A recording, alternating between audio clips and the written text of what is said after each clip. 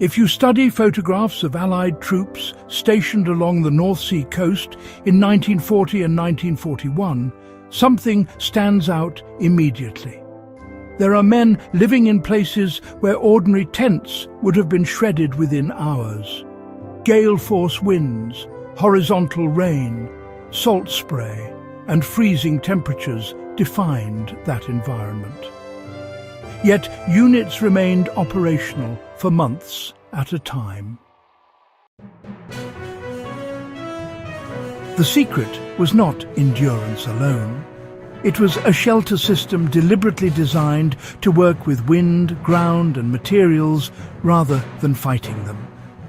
This setup was so effective that it quietly replaced tents wherever storms made conventional camping impossible, and its logic remains relevant for anyone serious about survival in hostile climates. The reason tents failed so quickly in North Sea conditions was structural, not material. Canvas walls acted like sails.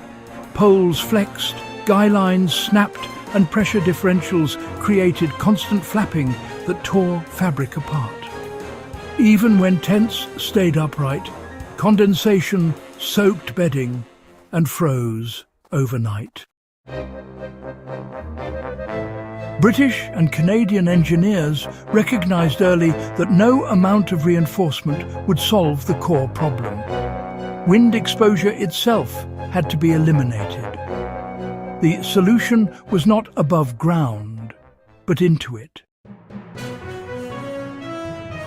The primary setup that replaced tents was the dug-in semi-permanent field shelter, reinforced with prefabricated arches, most famously the Nissen hut, when materials allowed, and improvised earth-covered bivouacs when they did not.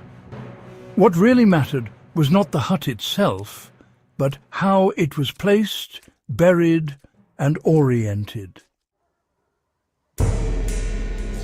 These shelters were never left exposed.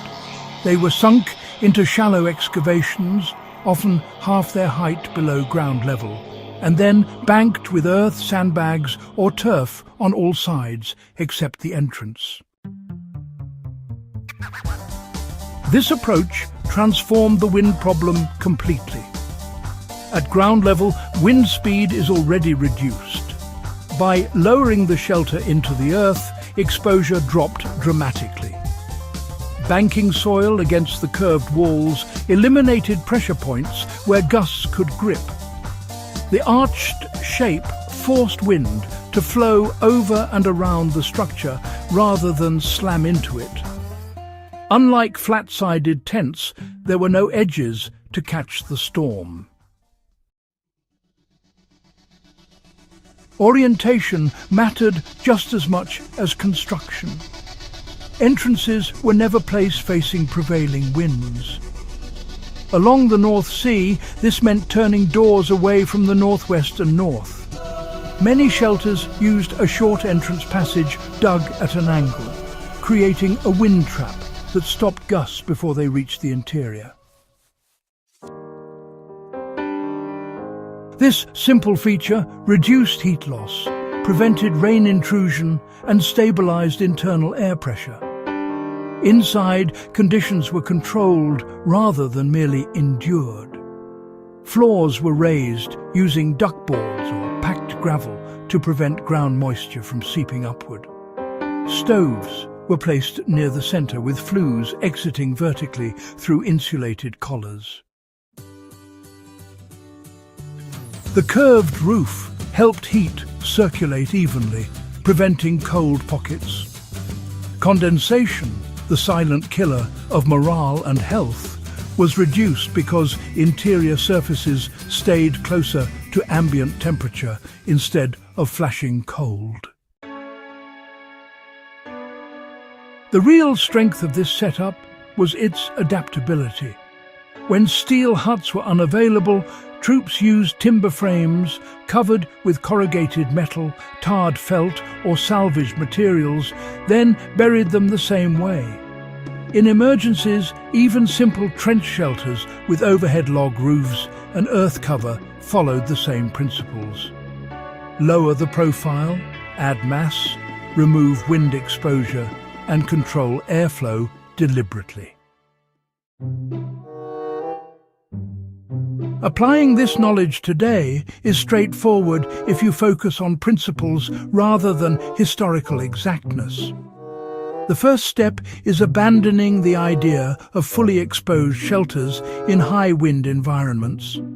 Even a modern four-season tent performs better when partially dug in or shielded by earth berms. Excavating a shallow depression and banking soil around the base can reduce wind load dramatically without specialized tools. The second step is shape selection. Rounded or sloped surfaces outperform vertical walls in storms. If building with modern materials, curved roofing panels, angled plywood, or even flexible frames covered and weighted with soil will mimic the same effect. Flat walls should always be shielded with earth, snow, or stacked materials. The third step is entrance control. A straight-through doorway invites wind. Adding a short-angled corridor, even one made from tarps and poles covered with soil or snow, creates a pressure break. This single feature can mean the difference between a livable shelter and one that bleeds heat continuously. Ground moisture management is the fourth critical lesson. Raised sleeping platforms, drainage trenches, and breathable floor layers matter more than insulation alone. World War II shelters remained habitable because water was given somewhere else to go. Mud and rot were treated as engineering problems, not inconveniences. What makes this World War II setup worth studying is that it was developed under pressure, tested by real storms, and refined by necessity. There was no room for theory divorced from reality. If a shelter failed, men froze, equipment rusted, and operations stalled. The fact that these systems held up against North Sea storms is the strongest proof of their effectiveness. This is not nostalgia. It is hard-earned knowledge from one of the most hostile theatres of the war. If you care about practical history, survival engineering, and lessons that still apply today, this channel is built for you. Subscribe to stay connected to research-driven content that goes beyond surface-level storytelling. And share this episode with anyone who believes tents are the final answer to bad weather.